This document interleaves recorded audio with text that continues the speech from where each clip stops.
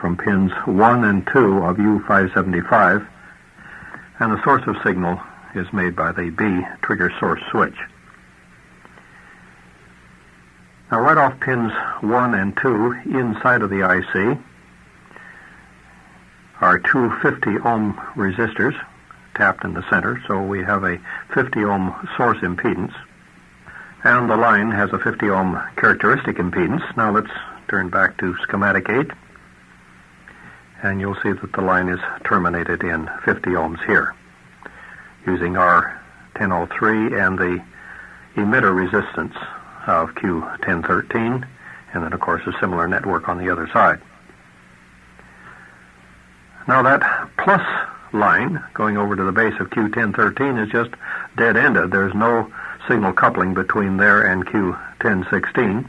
The only reason for Q1013 is to provide a balanced load on that B trigger circuit.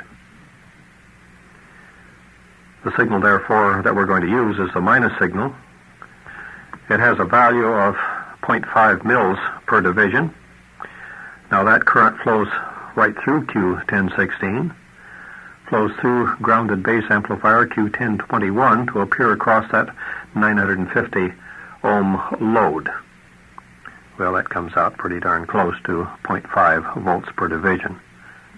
Now that same current through 50 ohms is the 25 millivolts per division that we quoted earlier. Notice the DC centering adjustment, which assures us that with no signal arriving here, that the signal out voltage is at 0 volts. Now, since this signal out is a front panel jack and subject to some operator slapping a large voltage on it sometimes, we need to protect our circuits. Okay, in the positive excursion, CR1022 would disconnect to protect Q1021.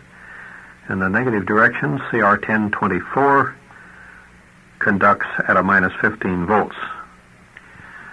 Now, if a large negative voltage was applied to the signal out jack and had a low source impedance, it could quite likely burn out R1026 if CR1024 didn't pop earlier. There's no current limiting in that lead. All right, let's take the sawtooth out jack next. The inputs off to the left are the A sweep, comes in at J1030. That comes from the interface pin 3A, where it comes from the plug-in. It's a 5 volt negative going ramp from 0 volts down to minus 5. It then passes through a 2.49K resistor. Now that's on the interface schematic. You might want to sketch that in the margin. Then passes through R1033 in through the selector switch into the emitter of grounded base amplifier Q1042. Now R1033 terminates that 50 ohm line that comes from the interface board. It also serves another purpose. You see, we're looking into the emitter of Q1042, a very low impedance point, and if in troubleshooting one wished to look for a signal at J1030, of course you wouldn't see one, were it not for R1033. So there's a little voltage drop across that resistor, enough so that you can measure with a voltage probe at J1030. Now that same voltage would be there, you see, even though the switch was in the B position. Now the other input selected by that switch is from the B sweep generator. It comes from pin 3B, and again through a 2.49K resistor. So in either case, a current drive into the emitter of Q1042 at grounded base amplifier. CR1042 raises the base of that transistor one junction so that the emitter will be at precisely 0 volts. R1040 is the emitter tail for that transistor. Q1046 and Q1052 form an operational amplifier. The configuration within the loop is a cascode stage. R1049 is RF, and RI is Well, one of those 47 ohm resistors in series with the 2.49K that we drew out in the margin. So the gain is about 2. Well, that accounts for the 10 volt output. The source impedance then would be R1057 in series with the output impedance from the operational amplifier. CR1044 protects the base emitter junction of Q1046 in case somebody pulls Q1042 out of the socket when the instrument is hot. You see, otherwise the base of that transistor would head towards 50 volts, and the emitter is tied to plus 15, so it would pop that junction. Now, when we have a 1 meg load on the sawtooth out jack, the signal is taken across R1054, of course in parallel with the feedback resistor. When we apply 50 ohms, then we have an attenuator composed of this source impedance and the 50 ohm external resistance to provide the 0.5 volts of ramp. Now there are 3 inputs to the gate circuit. The first one, which says A gate from J60, well, that comes from the interface diagram and from the A plug-in, pin 1A. It's a positive going 5 volt gate. And in series with J60 is a 1.3K resistor. You may want to draw that in. So the signal at the base of Q1069 is about 750 millivolts. Now the next input, the B gate, comes from 1A on the B tiny base to another 1.3K resistor. Notice the switch which selects either A or B ramp, and then in the delayed position grounds the base of Q1069. Now the delayed gate is negative going. It's also 5 volts in amplitude. It comes from pin B9 on the interface through another 1.3K resistor. It's attenuated in a similar manner and goes to the base of Q1073. There we have polarity reversal. Notice the positive feedback from the collector of Q1069 through C1070 to the base of Q1073, helping to shape up the leading edge of the ramp. Now the output is taken from the collector of Q1073 off to the right into the emitter of grounded base amplifier Q1084. Now with 750 millivolts, we're going to switch the current between Q1069 and Q1073. If you look at R1071, its emitter would set at about a minus 600 millivolts. So we have 14.4 volts or so across that resistor. So we have 14.4 mils then of current, which will be switched from one side to another. Now let's take the condition when Q1073 is on. Well, we have 14.4 mils flowing through R1073, providing about a 4.3 volt drop. Okay, that gets us down to, 10.7 volts then, all right? All right, let's pass off to the right then to the base of Q1084. The divider and temperature compensating diode CR1081 sets that base at 11.5 volts. So that transistor is off and its collector is down, pulled down through R1087, and that's the negative excursion of the gate at 0 volts with Q1084 turned off. Well, let's take it in the other direction when Q1073 is off. Now the emitter of Q1084 sets at about 12 volts.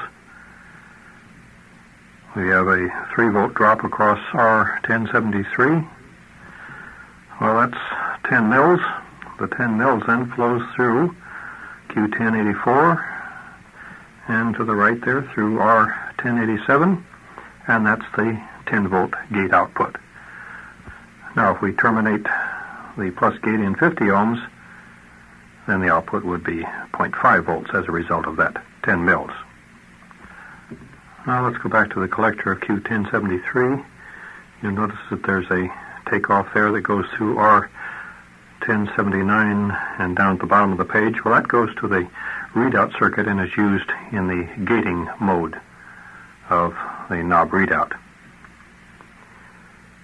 Now the B gate, before it gets to the switch, kind of off to the left there, goes in through transistor Q1118, where it will be used with the calibrator.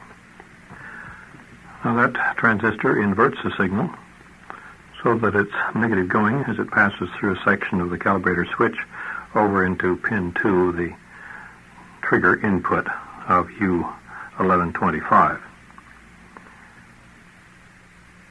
Now Q1116 temperature compensates Q1118 and also sets the base of Q1118 at precisely 0 volts.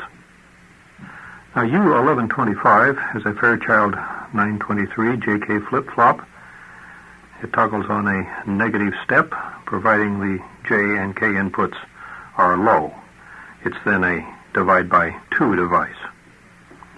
Well, let's look at the other input. That's way off to the left there, where Q1103 and Q1111 forms a 2 kilohertz Bose oscillator.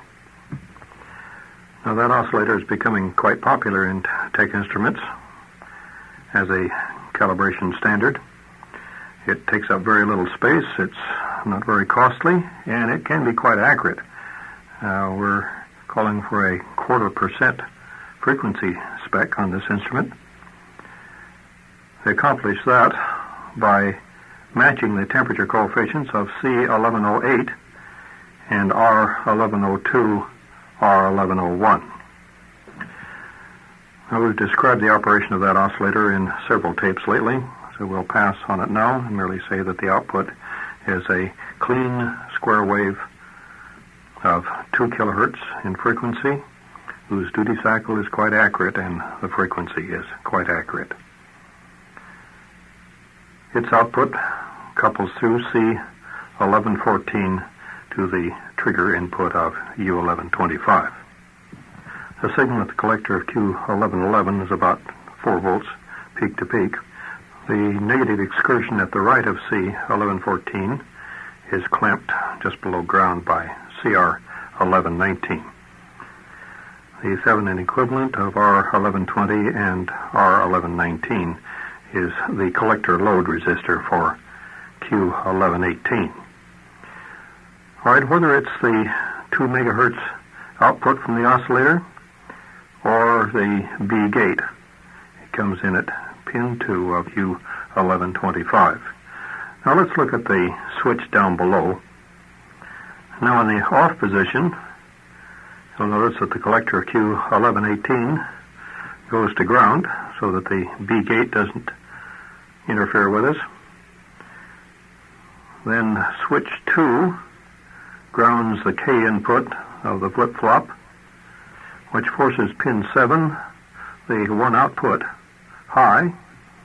That high is inverted in Q1128. There's no inversion through Q1131, no inversion through the common emitter amplifier, and the cal out volts jack is at 0 volts in the off position. Now the next position is the 1 kilohertz. Now pin 3, the K input is grounded, so that's low.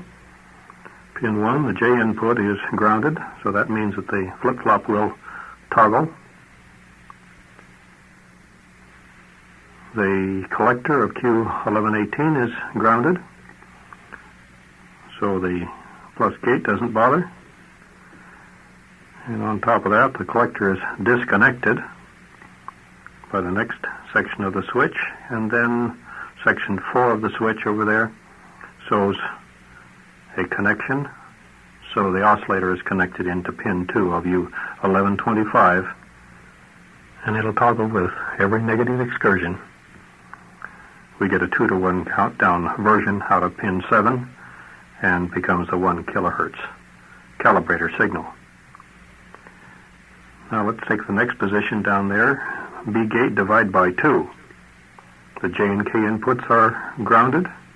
We removed the ground from the collector of Q1118 and connected that transistor up to pin 2 of the flip-flop. At the same time, switch number 4, you notice, opens, disconnecting the oscillator. All right, the B gate signal in at pin 2 will be a negative going gate, so the leading edge will toggle the flip-flop. So the output there at pin 7 and over at the cal volts out jack is a divide by 2 version of the B gate. Now the next position is DC. In that position we short out the B gate again. We put a low in at the J input of the JK flip-flop. The K input then is pulled high, which forces pin 7 low. That low is inverted in Q1128, becomes a high, and following through the path like we did a moment ago, places a high at the cal volts jack. Right, Q1128 is just a collector-loaded stage. CR1129 makes that thing a current switch. The constant current flowing through R1129 then is switched either through the transistor or through the diode with the output from the flip-flop there at pin 7. Now, the collector Q1128 could have been tied directly into the base of Q1135, but that would be too much drop across the transistor, so we just placed another one in series with it, Q1131. It just limits the drop across the two transistors. Now, I mentioned a moment ago that Q1128 and Q1129 was a current switch. Well, the swing there at pin 7 of U1125 is a little over a volt, about 1.2 volts or so. So we switch 1 mil of current through R1129,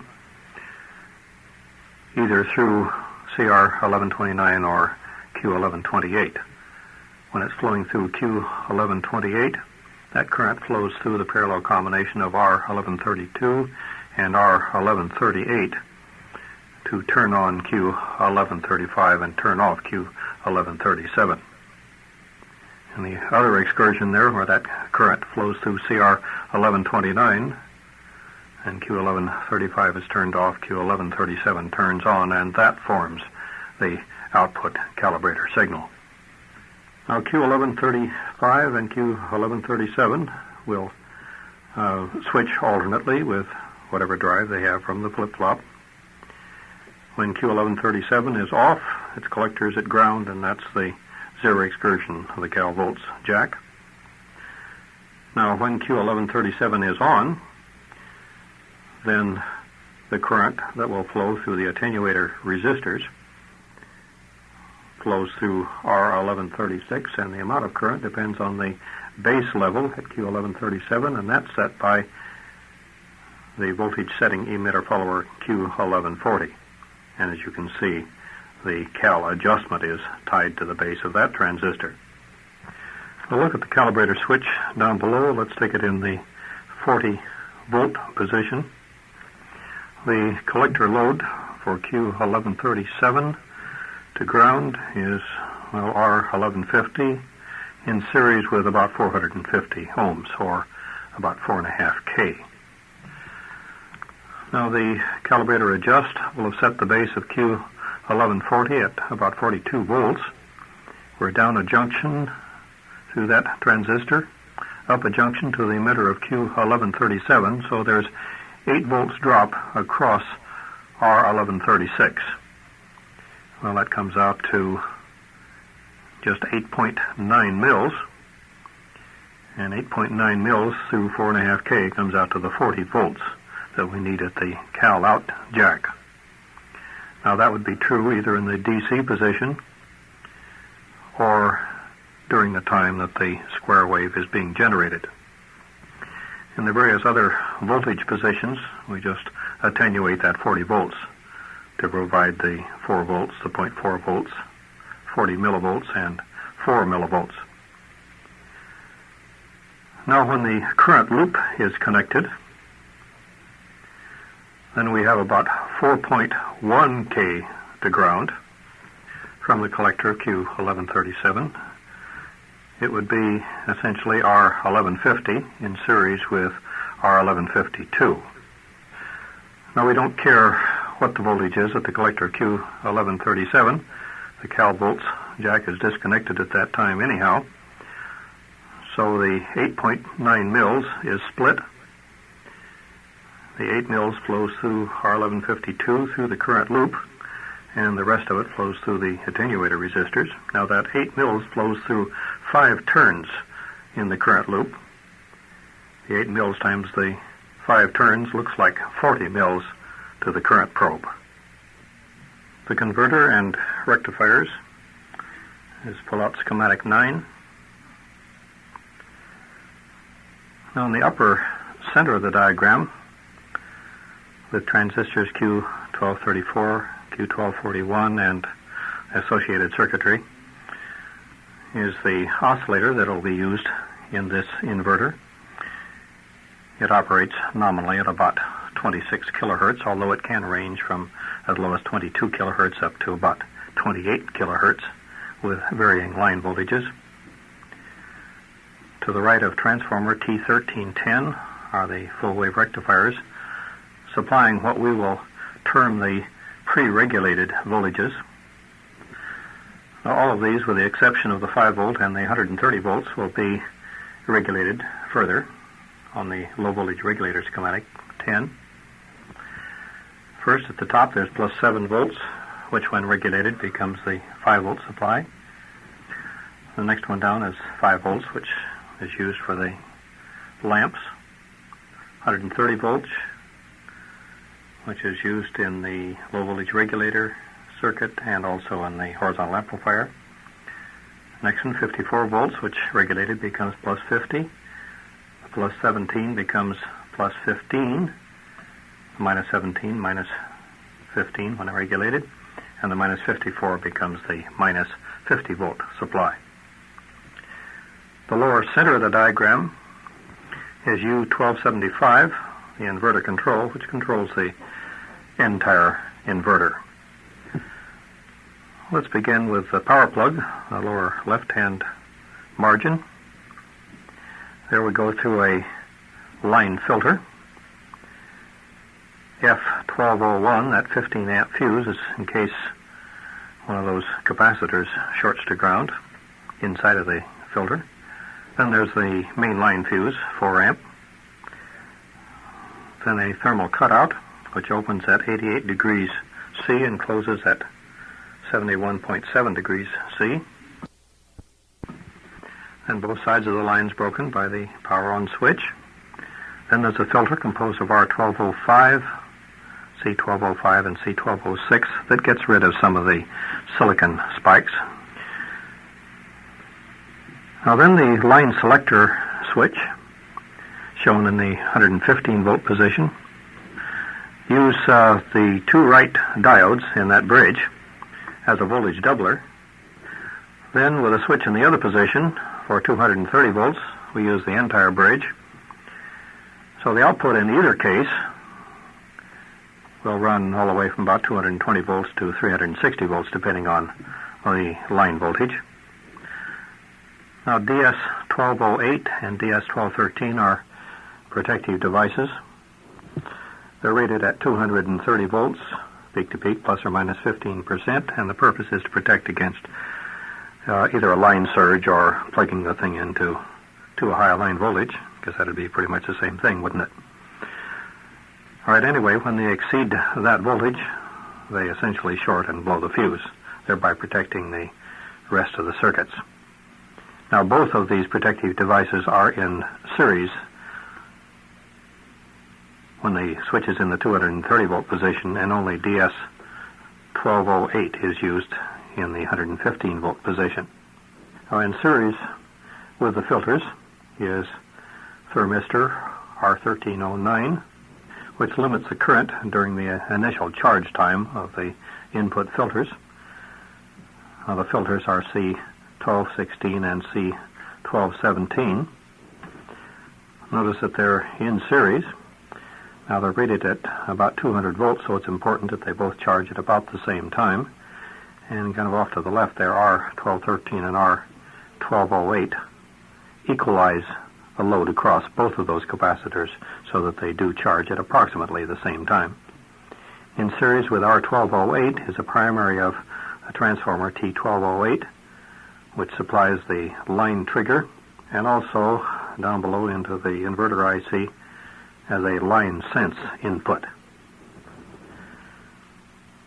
Now when we lose power, or turn the power off for that matter, then the filter capacitors retain the charge for a period of time, but we want to turn the inverter off immediately, so that's the purpose of that line sense input to the inverter control.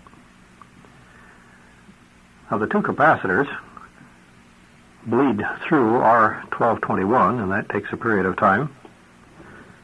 Now that means that there's a shock hazard there even after you turn the power switch off. So C1219, DS1219, and R1219 form a relaxation oscillator that'll keep that thing blinking until the voltage gets down to about 70 volts. Just as a warning to keep your fingers out of there. Now the time constant of the filters and R1221 is matched to the thermal time constant of R1209, the thermistor, such that by the time the capacitors are fully discharged, the thermistor will have reached its cold value and ready to provide protection the next time we turn the instrument on. There's a 2 amp fuse to protect the DC circuits. T1225 just rejects common mode currents from the oscillator. R1225 damps that circuit. Now the common mode currents that can't get through that transformer get shunted to reference ground through C1227 and C1228. L1229 and C1229 form a filter to keep the inverter current spikes from going back into the filters. The spikes themselves get dissipated in C1229, and only the sinusoidal currents flow back into the filters. All right, that brings us to the oscillator. Now this is a free-running oscillator, operating, as I said, at about 25 kilohertz. We're going to interrupt it or slow it down to provide regulation, and we need a start circuit to get it going in the first place. But once it's operating, it's regenerative. It'll continue to oscillate.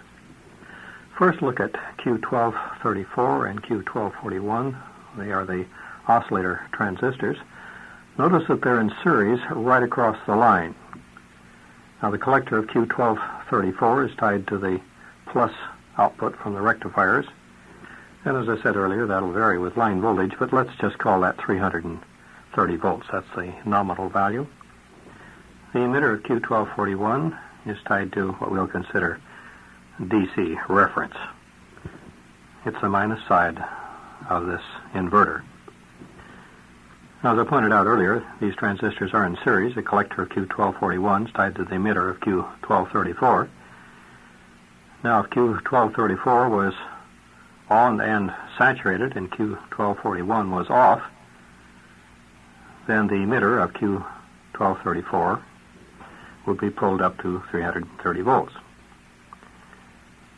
Now, if Q1241 was on and saturated and Q1234 was off, then the collector of Q1241 and the emitter of Q1234 would be down at zero reference. So test point 1234 will be a square wave swinging between 330 volts and 0 volts. Now, right across the output from this oscillator is a series resonant circuit composed of L1237 and C1237. Now that's resonant at 28.9 kilohertz. In series with that is the primary of transformer T1310. Now also in series with that is transformer T1235. And then one turn of T1230. I guess we can call that the primary of that transformer. The secondaries are the 4-turn windings, which drive the bases of Q1234 and Q1241.